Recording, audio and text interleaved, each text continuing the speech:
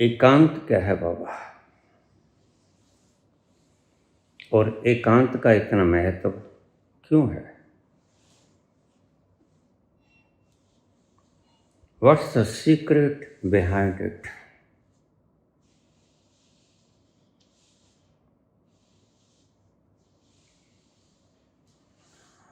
आपको बाबा ने कहा कम्यून मत बनाना। इसकी रहस्यात्मक विवेचना भी करने का कष्ट करें।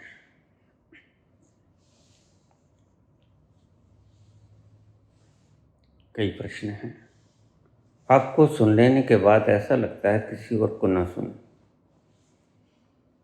लेकिन फिर भी दूसरों को सुन लेते हैं।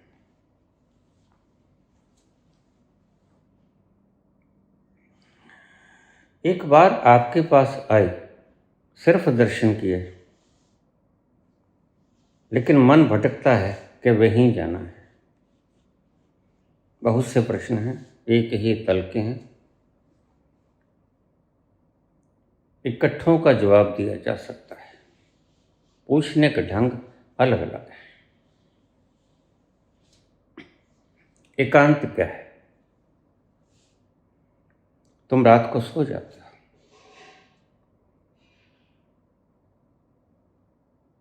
5-6 घंटे के लिए, 7 घंटे के लिए, 8 घंटे के लिए, 4 घंटे के लिए तुम कहाँ जाते हो?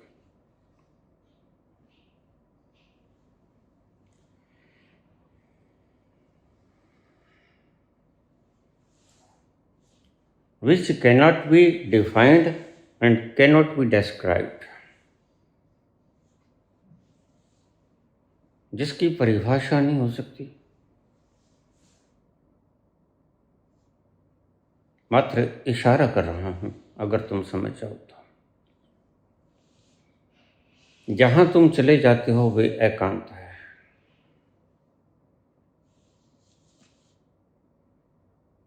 जो बिटिया कहती है मैं एक बार आई, दीक्षा भी नहीं ली, सिर्फ दर्शन किए थे, लेकिन बार बार मन करता है वहां चला जाऊं, वहां चली जाऊं। कारण, जब तुम एक दफे उस एकांत के पास चले जाओगे,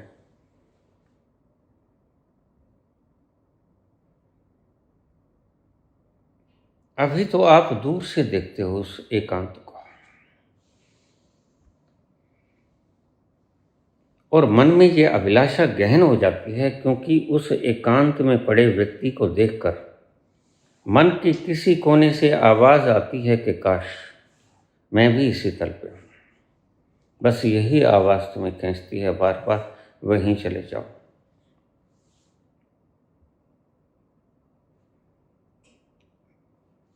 बाबा ने इसीलिए कहा था कम्यून मत बनाना, क्योंकि कम्यून में तुम साथ साथ बैठे होगे। और मैंने पिछली वीडियो में जिक्र किया कि तुम्हारा जितना कद है उससे सफियर खींच लिया जाए, उसको सेंटर बना के, उतनी दूरी तक तुम्हारी रेंज जाती है।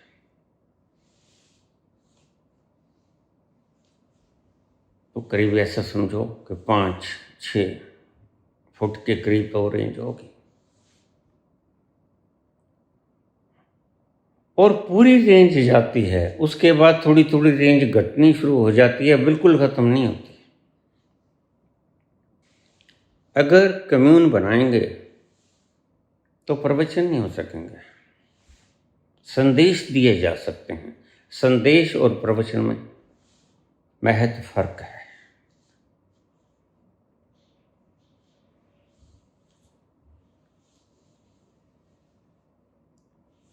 तुम जो मेरे पास आते, मैं सामूहिक प्रवचन इसीलिए नहीं करता,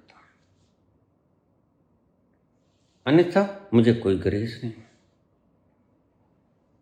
अब तुम घर पे बैठे एक ही तरह के लोग, तुम्हारी रेंज घुल-मिल गई हैं, उसके तुम अभ्यस्त हो गए हो, और तुम इकट्ठे बैठ के सुनते हो। बहुत अच्छा हो अगर तुम अलग अलग कमरों में बैठ के सुनो।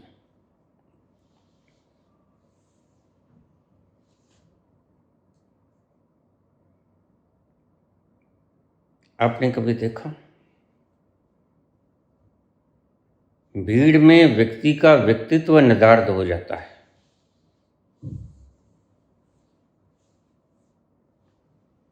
यही कारण था प्रेम का संदेश लिए बुद्ध चलते हैं 50,000 भिक्षुओं के साथ। प्रेम की ज्योति से ज्योति चलती है, लेकिन अगर यही समूह घृणा का हो तो फिर क्या हो? फसाद हो जाते हैं दो तबकों के बीच में, दो विचारों के बीच में। एक भीड़ इकट्ठी हो जाती है, फिर तुम क्या करती हो तुम्हें पता होता है? नहीं, व्यक्तित्व खो जाता है। भीड़ के अंदर व्यक्तित्व खो जाता है। इसलिए भीड़ के अंदर मत बैठना प्रवचन सुनने के लिए। यही एकांत का मतलब है। एकांत में तुम अपनी बुद्धि को खो दोगे। जैसे रात को नींद में तुमने अपनी बुद्धि को खोया था। बुद्धि को खोए बिना तुम नींद में जा ही नहीं सकोगे। वह तल ही ऐसा है।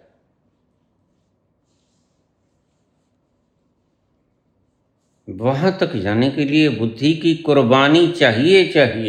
इसीलिए इस्लाम ने अर्थ गलत कर लिया। अल्लाह को प्यारी है कुर्बानी। कुर्बानी तुम्हारी बुद्धि की चाहिए, तुम्हारे तार्किक मन की चाहिए। तुम कुर्बानी दे देते हो निर्दोष जीवों की, यहां तुम मार खा गए। तुमने कभी सोचा, बहुत सी बातों का जवाब बुद्धि से दिया नहीं जा सकता, लेकिन फिर भी तथाकथित समझदार बुद्धिमान लोग उनका उत्तर देते हैं। क्यों उत्तर देते हैं? कि कहीं लोगों में ये प्रभाव न चला जाए कि आचार्य जी इस बात का जवाब नहीं दे सके।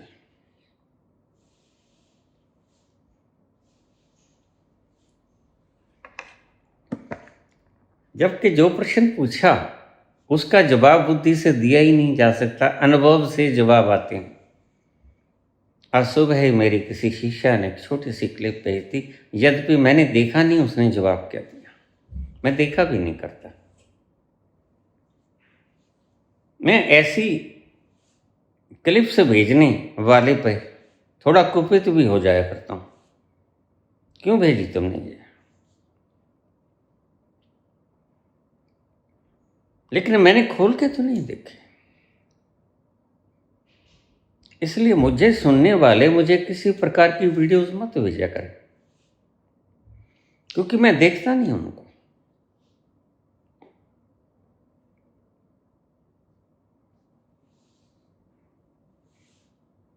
आचार्य प्रशांत बोल रहे हैं, क्या भूत प्रेत होते हैं?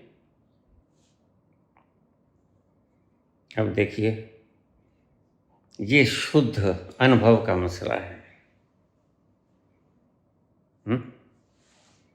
जरा सोचिए बुद्धि लगा के, क्या ये बुद्धि का मसला है? शुद्ध अनुभव का मसला। क्या इसका बुद्धि जवाब दे पाएगी? भूत प्रेत होते हैं कि नहीं होते हैं, यह शुद्ध अनुभव का मसला है। चरम चक्षुओं से यह सूक्ष्म रूहें दिखाई नहीं पड़ती, इसलिए बहुत से लोग कह देते हैं मैंने वही पुराने शब्द मेरे, जो देखा नहीं वो होता नहीं। मैं इन्हें नास्तिक कहता हूँ। नास्तिक का अर्थ जो देखा नहीं इन्होंने, वो इन्होंने मान लिया कि होता नहीं। यद्यपि यह सत्य है या नहीं है ये इनको नहीं पता, बस जवाब देना है, क्योंकि इंटेलिजेंट कहलाना है। आईएएस का कंपटीशन लड़ा, इनकी जिंदगियों पे आ जाओ। किस चीज़ की जरूरत पड़ी? अनुभव की जरूरत पड़ी या बुद्धि की जरूरत पड़ी? बुद्धि की जरूरत पड़ी। सूचनाओं को संग्रहित करने के लिए बुद्धि ही तो काम आती है। अनुभव की बात तो आईएएस में पूछी नहीं जाती। ऐसे ही मूढ़ लोग हैं प्रश्न पूछने वाले। ऐतिहासिक प्रश्न पूछेंगे। सज्जूनाथ ने खब्बूनाथ को क्या कहा था? अब बताओ क्या कहा था और कब कहा था? ऐसे तो प्रश्न होते हैं। और जो याद रख पाता है वह समझदार कहलाता है, यद्यपि वह अव्वल दर्जे का मूर्ख होता है। इसलिए मैं कहता हूँ हमें शिक्षा पद्धति में बदलाव करना पड़ेगा। हम बुद्धि को शक्तिशाली बनाते हैं, बुद्धि के न्यूरॉन्स को बल देने पे केंद्रित हैं, जबकि पुराने गुरुकुल बुद्धि को बल नहीं देते थे, तुम्हारे अस्तित्व को बल देते थे, तुम्हें तुम्हारे अस्तित्व तक पहुंचने का रास्ता बताते थे।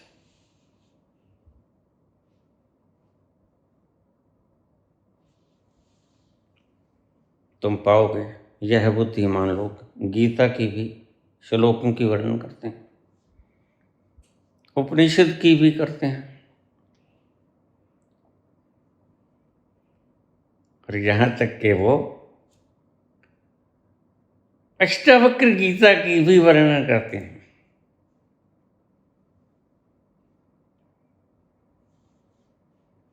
भला परमात्मा का व्याख्यान बुद्धि से हो सकता है?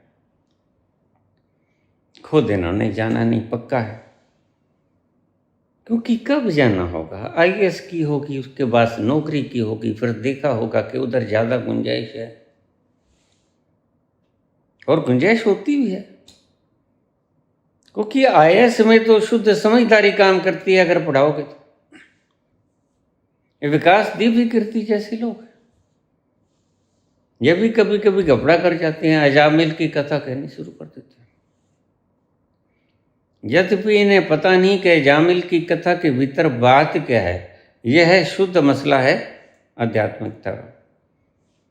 और बुद्धिमानी को सिखाने वाले लोग, सूचनाओं को सिखाने वाले लोग, मैंने बहुत बार कहा, जब जिस दिन इन्होंने कथाएं कहनी शुरू कर दी हैं जामिल की, उस दिन समझ लेना कि आध्यात्मिकता गरक गई और शुरू कर दिया इन्होंने बोलना।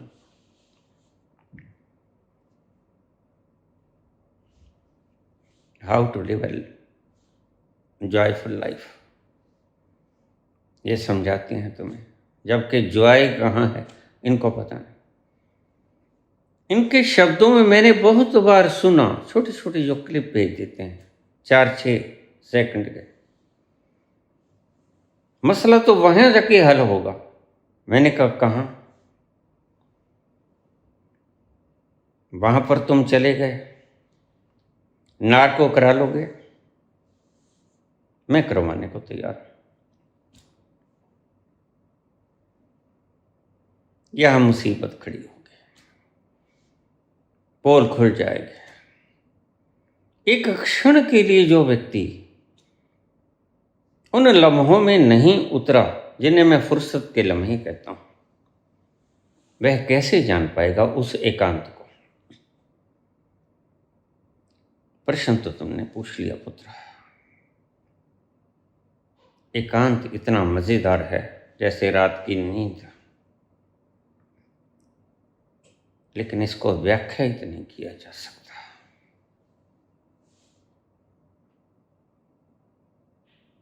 कितना ही शब्दों का गूढ़तम जाल हम फैला लें, हजारों साल नरगिस अपनी बेनूरी पे रोती है, बड़ी मुश्किल से होता है चमन में दीदावर पैदा। वहां जाना कोई खाला जी का बड़ा नहीं, वहां जाने के लिए शीश देना होता है। शीश यानी तुम्हारा अपना स्वयं, स्वयं यानी जो तुमने निर्माण किया, वो तुम ईश्वर का बनाया हुआ शीश काटने को तैयार तो हो सकते हो, यह तो बड़ी आसान बात है, लेकिन वह जो तुमने बनाया, वह मैं वह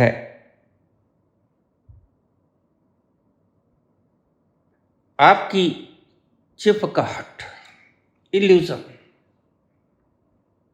आपकी मान्यता, जो आप जन्मों जन्मों से माने हुए हो कि आप हैं कौन। मेरे पास एक व्यक्ति आए,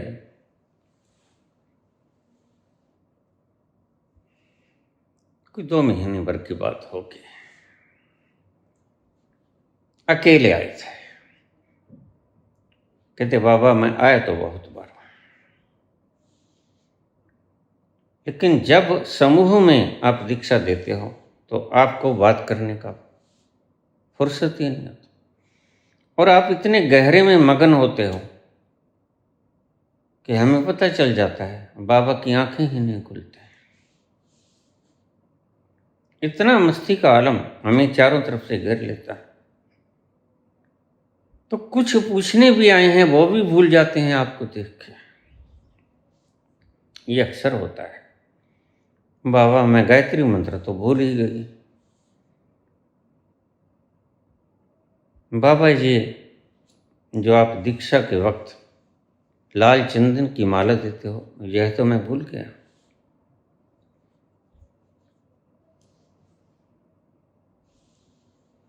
तो मुझे कहने लगे मैं अक्सर यूट्यूब पे देखता, जैसे ही आपकी वीडियो आती मैं स्किप कर देता।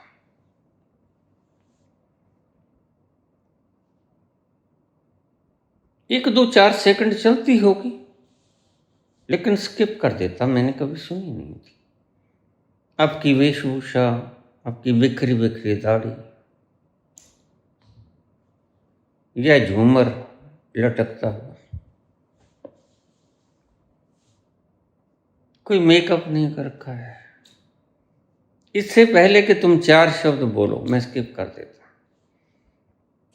मैंने कहा ठीक पुत्र, समझाया कि अब एवरेज व्यू ड्यूरेशन इतना कम क्यों होता है, लोग तो पूरी पूरी सुनते हैं, लोग तो 4 बार सुनते हैं। कहते बाबा वही तो मैं बता रहा हूँ तुम्हें। एक दिन वो वीडियो चल पड़ी और आपने 4 अक्षर ही कहे थे और मैं जैसे दीवाना हो गया। मेरे भीतर कुछ रस उतर गया, मेरी आंखें बंद होने लगी और वीडियो चलती रही और मैं जैसे सो गया। सुना मुझे कुछ भी नहीं, बस वह तरंगायित किरणें मेरे भीतर उतर गईं और आनंद के गहरे खुमार में मैं लिपट गया। फिर मैंने वो वीडियो फिर से सुनी, जागृत अवस्था में सुनी, और उसके बाद बाबा मैंने किसी और की वीडियो नहीं सुनी। वो दिन और आज मैंने किसी और की वीडियो नहीं सुनी।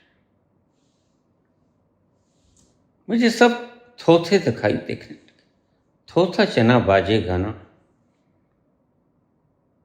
ये मीडिया के प्रभाव से बटोर लेते हैं अपने सब्सक्राइबर, लेकिन आपको तो सब्सक्राइब करना पड़ता है। मैंने कहा पुत्र तुम उस घड़ी में एकांत में पहुंच गए थे। शास्त्रों में ये अक्सर ही बात मिलेगी तुम्हें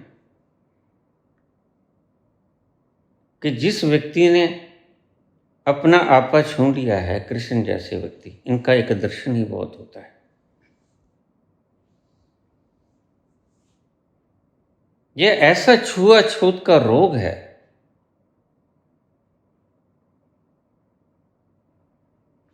कि जब एक बार तुम इसकी गिरफ्त में आ जाते हो तो निकल नहीं सकते।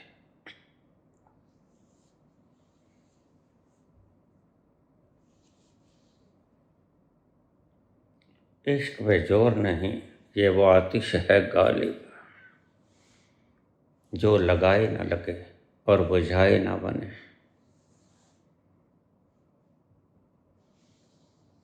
अगर तुम एक बार इसकी गिरफ्त में आ गए फिर तुम अपने आप को लाख बचाने की चेष्टा करो, तुम बचा नहीं सकोगे।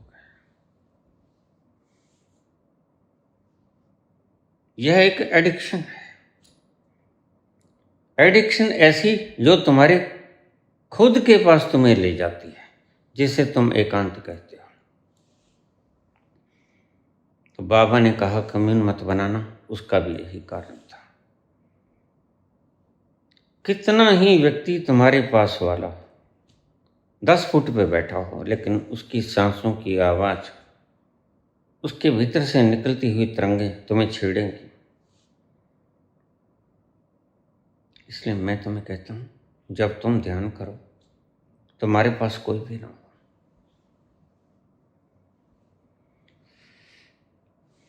बिल्कुल अकेले।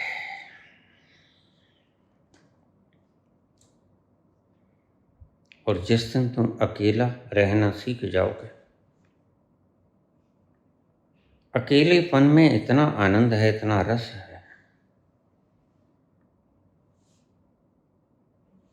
कि तुम उस रस की लत को छोड़ न पाओगे। ये वो आतिश है गालिब, जो लगाए ना लगे और बुझाए न बुझे। तुम एक बार जाओ तो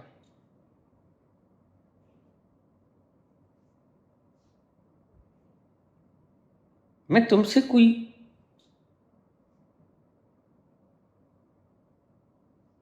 लाइव सेशन में जुड़ने के लिए नहीं कहता। मैं तुम्हारे प्रश्नों का जवाब सीधे सीधे नहीं देता हूं, क्योंकि मैं जानता हूं कि जिस विद्या पर मैंने बोला वो कहीं से भी पूछ लो, जरूरी नहीं है कि आमने सामने पूछो। और एक व्यक्ति का प्रश्न सारे संसार का प्रश्न है। तुम दुखी क्यों हो? सारा संसार उसी चीज के कारण दुखी है जिसके कारण तुम दुखी हो।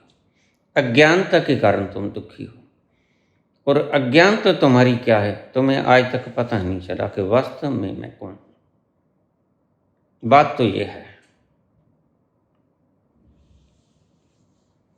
हमारी पंजाबी में कहावत है, 100 गज रस्सा सिरे ते गंढ। बस ऐसी ही बात है ये भी। जिस दिन तुमने स्वयं को जान लिया, उस दिन गांठें तो खुल गई। उसके बाद रहेगा रहस्य। अगर तुम रहस्य में न भी जा पाओगे तो चलेगा, जीने का मजा आ जाएगा। How to live a joyful life वहां पता चलेगा तुम्हें, खोपड़ी से नहीं पता चलेगा। खोपड़ी में तो तुम खोपड़ी के न्यूरॉन्स भर लोगे,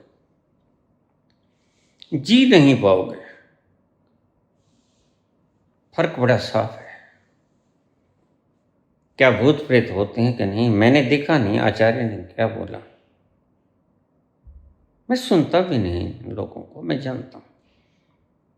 जब एक पक्का हो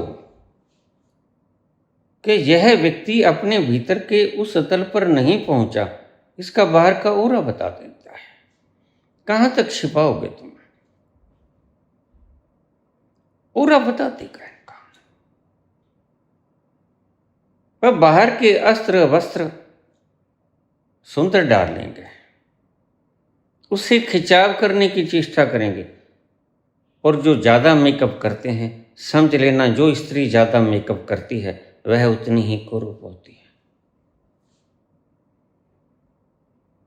ये जो त्रिपुंड सजा लेते हैं, दाढ़ी तक को पीला कर लेते हैं, यह फसली नस्लें हैं। बहुत जल्दी जैसे ही उगी वैसे ही समाप्त भी हो जाती हैं, क्योंकि इनके सानिध्य से तुम्हें कुछ नहीं मिलेगा एक सर्कस के अलावा। तुम नमाज कर सकते हो, सर्कस की तरह भी कर सकते हो। तुम झुक सकते हो, पूरी जमीन से अपना माथा लगा सकते हो, लेकिन हो सकता है भीतर ना झुके। नमाज नानक की तरह भी हो सकती है, खड़े रहें और वो नमन हो जाएं उसके चरणों में। नमाज खड़े खड़े भी हो सकती है। महावीर ने नमाज की, खड़े खड़े की, सारा ध्यान, कभी बैठे नहीं। तो नमाज किसी सर्कस का नाम नहीं है, नमाज तुम्हारे अंतस के झुक जाने का नाम है।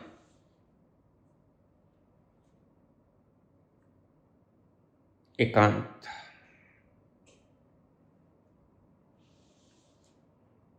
वह एक, वह अंत में जो एक आता है उसके आगे एक ही है। जब तुमने उस तल को छू लिया कहता हूं, देख लिए, देखने भर से ही आपकी प्यास बढ़ जाती है। अब थोड़ा सा यहां विस्तार कर लूं। जब तुम पहली झलक में देखोगे किसी संत को अडोल अवस्था में, कोई भटकन नहीं, कोई तड़पन नहीं, कुछ पाना नहीं, कुछ खोने का भय नहीं, दूर से देखोगे तो तुम उसको दिल दे बैठोगे। तुम्हारे भीतर कहीं ना कहीं किसी कोने में यह बात उमड़ेगी, काश मैं भी ऐसा हो जाऊं। और तुमने सदा से चाहा है कि मैं ऐसा हो जाऊं। इसलिए संतों के आसपास जो भीड़ इकट्ठी हुई वो शिथिर थी। राजनीतिक लोगों के आसपास जो भीड़ इकट्ठी हुई वो स्थिर नहीं थी। अब आए, जलसा जुलूस किया और चले गए घर में। लेकिन संतों के पास जो भीड़ आई वो भीड़ नहीं थी, वो मुमुक्षु थे। वह तो उनके पास ही बैठने योग्य रह गए, वो उन्हीं के होके रह गए। क्यों? क्योंकि उनमें कशिश थी भीतर की, वो उस एकांत के तल को छू चुके थे।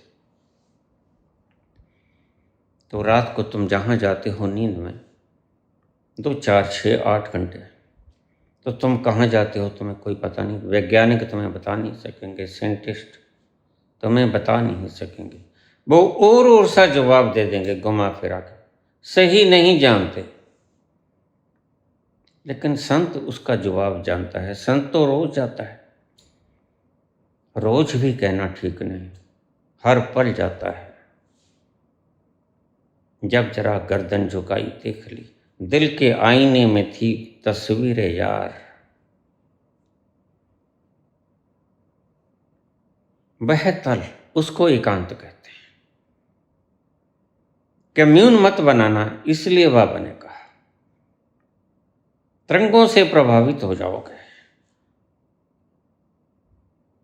उस परम मौन में ना जा पाओगे जहां दिल के धड़कने से भी इबादत में खलल पड़ती है। उस परम मौन में जाने के लिए माहौल बड़ा शानदार चाहिए पहले पहले। और जब तुमने एक बार छू लिया वो तल, फिर तो भरी भीड़ में भी तुम एकांत में होगे। बात तुम्हारी है। जिनको मैंने संबोधन करना है मुझे कोई फर्क नहीं पड़ता। फर्क पड़ेगा तुम्हें। तुम्हारी रिसेप्टिंग कैपेसिटी विल बी रेड्यूस्ड। तुम्हारी ग्रहण करने की क्षमता कम हो जाएगी, और उसी को मैंने बढ़ाना है। इसलिए मेरे पास सिर्फ एक ही फार्मूला है कारगर, वो यही है। आपको एक कहानी सुनाई, सीता का अपहरण हो गया, जाते हुए जेवरात फेंक जाती है वो। हे वनवासियों, मेरे पति मुझे ढूंढते हुए यहाँ से निकलेंगे, तुम बता देना ये जेवर सीता के। विदेह कुमारी के हैं, तुम बता देना उन्हें।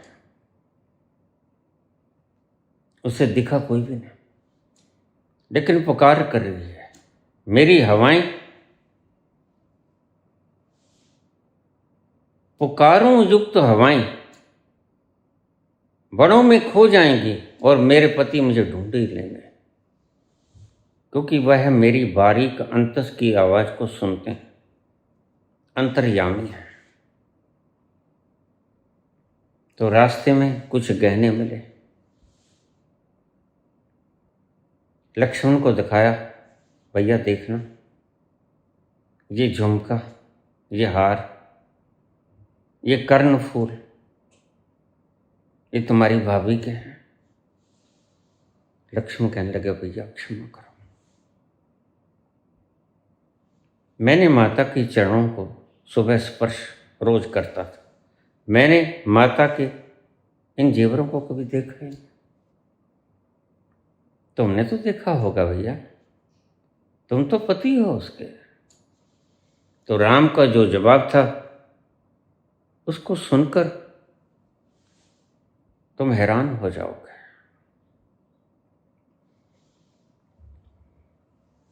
राम ने कहा, भैया जो स्त्री गहनों से ज्यादा सुंदर हो उसके गहने कहाँ दिखाई पड़ते हैं। गहनों की सुंदरता सीता की सौंदर्य में खो जाती थी, इसलिए मुझे गहने कभी दिखाई ही नहीं पड़े। बात बिल्कुल वाजिब है। भीतर का लावण्य बाहर के लावण्य को पछाड़ दिया करता है। संतों की आवाज भीतर का लावण्य है, आचार्यों की आवाज बाहर का मेकअप है।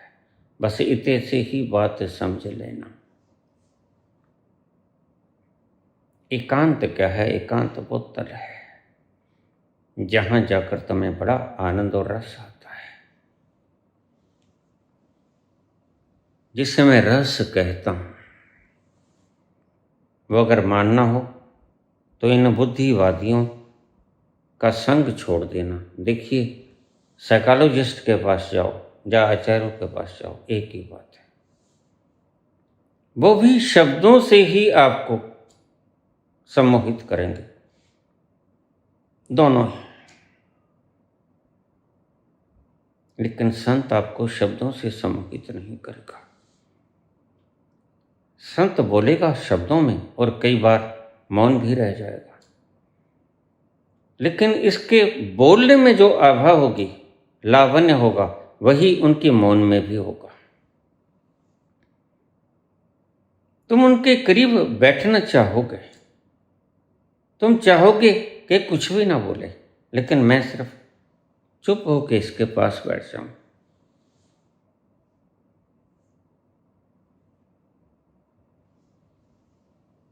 ये क्या है? यह कोई सूचना नहीं है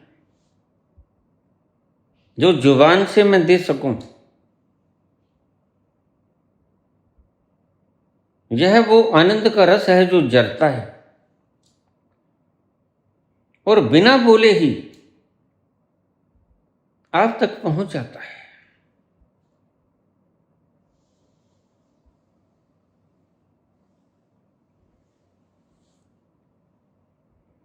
सुरत कलारी भई मतवारी, सुरत कलारी भई मतवारी,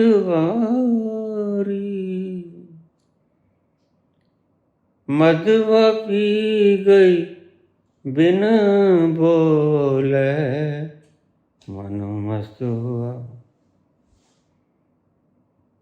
फिर क्या बोले, मन मस्त हुआ फिर क्यों बोले। बोलने की जरूरत भी क्या है? जो इतना रस में डूब गया है बोल पाएगा? कहीं बोलने की कोई गुंजाइश बाकी रहती है? जैसे ही बोलने के लिए संत उठता है, वह चुंबक उसे भीतर खींच लेता है। इसलिए संत के बोलने में तुम थोड़ा सा द्वंद्व पाओगे। जो समझदार हैं वो देखेंगे इनके बोलने में थोड़ा सा द्वंद्व है। ऐसा लगता है जैसे कोई इन्हें खींच रहा है भीतर। बार बार तल बदलते हुए नजर आते हैं। मुश्किल अपने आप को संभालता है संत तुम्हारे लिए। किसी न किसी तरह, जैसे मरता हुआ आदमी अपना संदेश, अपनी आखिरी इच्छा तुम्हें बताना चाहता हो, बिल्कुल वैसा ही संत को खींचती है वो ग्रेविटेशन फोर्स ऑफ आनंदा, और वह अपनी करुणा के वासना के वश, ये करुणा एक वासना है, तुम्हें कुछ बता देना चाहता है।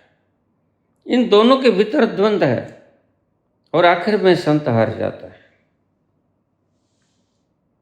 क्योंकि वह ग्रेविटेशन फोर्स इतनी सृजना में फैली हुई है, इतनी विराट विशाल है, वह आखिर उसे खींच ही लेती है और वह चुप हो जाता है, वह बोल नहीं पाता। उसे ही एकांत कहते हैं।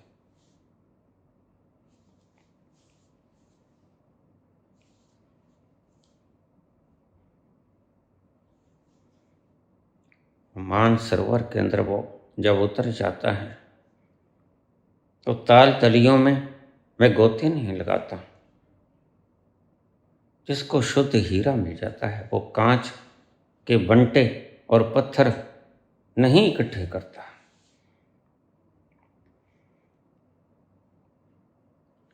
हीरो पायो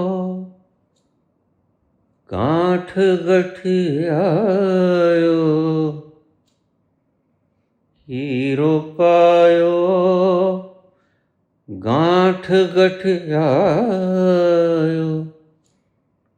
बार बार बाको क्यों खोले, मन मस्त हुआ, ओ मन मस्त हुआ, मन मस्त हुआ, मन मस्त हुआ, मन मस्त हुआ, मन मस्त हुआ, मन मस्त हुआ, फिर क्यों बोल।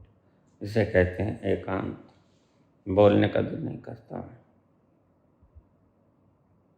और संत जब बोलता है बड़ी मुसीबत होती है, उसको मुश्किल से बोल पाता है। उसके भीतर का अस्तित्व उसे कहता है मत बोल, बोलने की आवश्यकता क्या है। जिसने समझना है वो मौन से ही समझ जाएगा, लेकिन उसकी करुणा की वासना उसे बोलने पर बाध्य कर देती है। यही है एकांत। इसका सेवन करो। जिस दिन तुम्हें इसका रस लग गया, लत लग गई, यू विल बी एडिक्टेड। फिर तुम इससे भाग न सकोगे। फिर तुम्हारा मन बार बार करेगा वहीं जाने को। बार बार तुम उसके पास जाने की लालसा करोगे। निगाहें मिलाने को जी चाहता,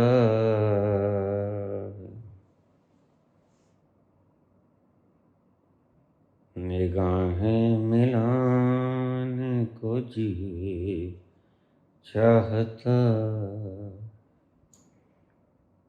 निगाहें मिलाने को जी चाहता है, निगाहें मिलाने को जी चाहता, आके न जान, आके न जाने को जी चाहता है, जी चाहता है, निगाहें मिलाने को जी चाहता है।